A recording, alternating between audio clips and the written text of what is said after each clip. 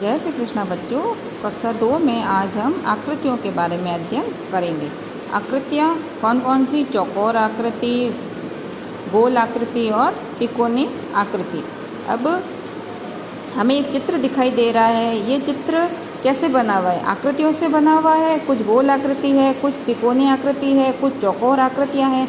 तो इन आकृति से एक चित्र बना दिया गया है यहाँ पे, और इधर आकृतियों के नाम दे दिए गए हैं कि कौन कौन सी आकृतियाँ हैं। और अब हमें क्या करना है इस प्रश्न में कि नीचे दिए गए चित्र को देखिए और ऐसी मतलब तिकोनी, चौकोर, गोल आकृतियों के में रंग भरिए। ये जो हमें चित्र दिखाई दे रहा है इसमें त्रिभुज में तिकोनी आकृति ये है तो इसमें भी रंग भरना है, और चौकोर आकृति जैसे ये है चौकोर आकृति, इसमें भी रंग भरना है। उसके बाद गोल आकृति है तो गोल आकृति में भी हमें रंग भरना है। आपको जो अच्छा रंग कलर लगे वो कलर आप भर सकते हैं अपनी पसंद से। उसके बाद में ये कुछ बॉक्स दे दिए गए हैं, 3 बॉक्स दिए गए हैं। 3 बॉक्स के आगे नाम लिखा है कि कितने तिकोने, कितने चौकोर, कितने वृत्ताकार। तो प्रश्न पूछ रहा है कि इस आकृति में कितने तिकोने हैं, तिकोनी आकृति कितनी है इसमें, तो यहाँ संख्या लिखनी है।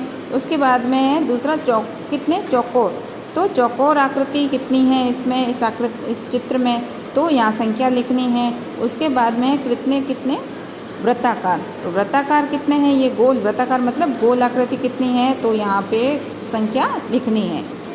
क्या कह रहा है ये देखो, तिकोनी 3 कोने वाली है तो तिकोना को त्रिभुज भी कहते हैं। त्रिभुज 3 भुजाएं हैं, ठीक है। 3 भुजाओं वाली आकृति क्या कहलाती है? त्रिभुज कहलाती है। और तिकोना 3 कोने हैं इसके, 1 2 3 और 3 ही किनारे हैं तो कौन सी आकृति हो गई? त्रिभुज। तो तिकोना को त्रिभुज भी कहते हैं। अब चौकोर 4 कोर हैं इसके, 4 कोर मतलब 4 किनारे हैं, है ना, और 4 ही कोने हैं तो ये कौन सी आकृति हो गई? चौकोर आकृति को चतुर्भुज भी कहते हैं। चतुर्भुज 4 भुजाएं हैं इसकी, 1 2 3 और 4, ये भुजाएं कहलाती है, ठीक है। तो इसमें 3 भुजाएं थी तो त्रिभुज, और इसमें 4 भुजाएं हैं तो चतुर्भुज। तो चौकोर को चतुर्भुज भी कहते हैं। अब है गोल घेरा होता है, जो ये गोल बिंदी जैसा दिखाई दे रहा है इसको वृत्त भी कहते हैं, गोल वृत्ताकार आकृति भी कहते हैं। तो आइए देखते हैं, पहला प्रश्न हम हल करते हैं कि कितने तिकोने। अब इस आकृति में से हमें तिकोने ढूंढने हैं, त्रिभुज ढूंढने हैं, कितने त्रिभुज बन रहे हैं। तो सबसे पहले तो 1 2 3 4 5 और 1 6, कितने त्रिभुज हो रहे हैं? 6 हो रहे हैं, तो संख्या हम लिख देंगे यहाँ पे 6, ठीक है। फिर है कितने चौकोर देखो 1 2 3 4 5 6 7 8 9 10 11, तो कितने चौकोर हो रहे हैं? 11 चौकोर आकृति कितनी है? 11। अब है कितने वृत्ताकार, गोल कितने हैं, गोल आकृति कितनी है, वृत्ताकार आकृतियाँ कितनी हैं? 1 2 3, कितनी है? 3 और 1 4, ठीक है। 1 2 3 और 1 4, कितनी है वृत्ताकार आकृति? 4। तो तिकोने हो गए 6, चौकोर हो गए 11 और वृत्ताकार आकृति हो गई 4, ठीक है बच्चों। अब उसके बाद में प्रश्न है हमारा कि पहला प्रश्न अभ्यास कीजिए। इन प्रश्नों के हमें उत्तर लिखने हैं। तो बताइए ईंट के किनारे कितने होते हैं। क्या प्रश्न पूछ रहा है कि ईंट के किनारे कितने होते हैं। अब इसमें त्रिभुज में 3 भुजाएं थी, 3 किनारे थे तो तिकोना, 4 भुजाएं हैं इसकी तो चौकोर, है ना। तो ऐसे ही ईंट के किनारे कितने होते हैं, इसके लिए हम ये समझेंगे। ये ईंट दे दी गई है हमें, ईंट के सामने के किनारे तो हमें दिखाई दे रहे हैं मगर पीछे के किनारे हमें दिखाई नहीं दे रहे हैं, तो हम कैसे ज्ञात करेंगे? इसके लिए इस चित्र को समझते हैं। इस चित्र को हम ईंट समझ लेते हैं, ठीक है।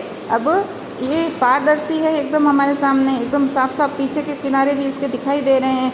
तो सबसे पहले तो ये एक किनारा, ये दूसरा किनारा, ये तीसरा किनारा, ये चौथा किनारा, उधर पीछे की साइड का चौथा किनारा, फिर ये 5, ये अंदर 6 7 8 9 10 11 और 12, तो कितने किनारे हो गए? ये 12 किनारे हो गए।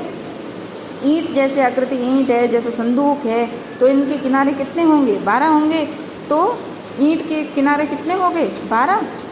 तो प्रश्न भी हमारा क्या पूछ रहा है कि बताइए ईंट के कितने किनारे होते हैं। तो उत्तर में हम लिख देंगे 12 किनारे। ठीक है। दूसरा प्रश्न है, थाली गिलास के किनारे किस प्रकार के होते हैं? थाली है गोल होती है, ग्लास है ना, ग्लास कैसी होती है?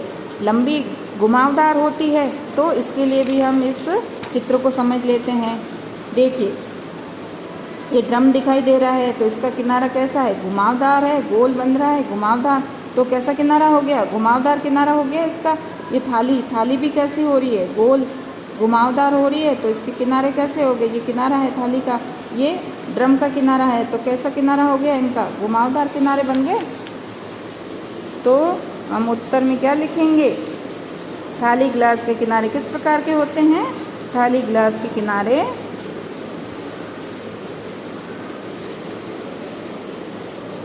घुमावदार होते हैं।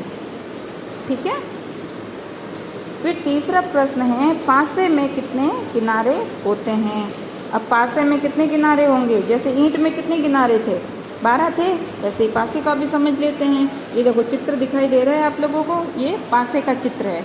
अब पासे में सामने की भुजाएं तो हमें दिखाई दे रही, सामने के किनारे दिखाई दे रहे हैं, मगर पीछे के किनारे हमें दिखाई नहीं दे रहे। तो उसके लिए हम पासे के इस चित्र को समझते हैं, है ना। ये एकदम पारदर्शी चित्र दिखाई दे रहा है हमें। इसके पीछे के पासे के पीछे के किनारे भी हम देख सकते हैं इस चित्र में।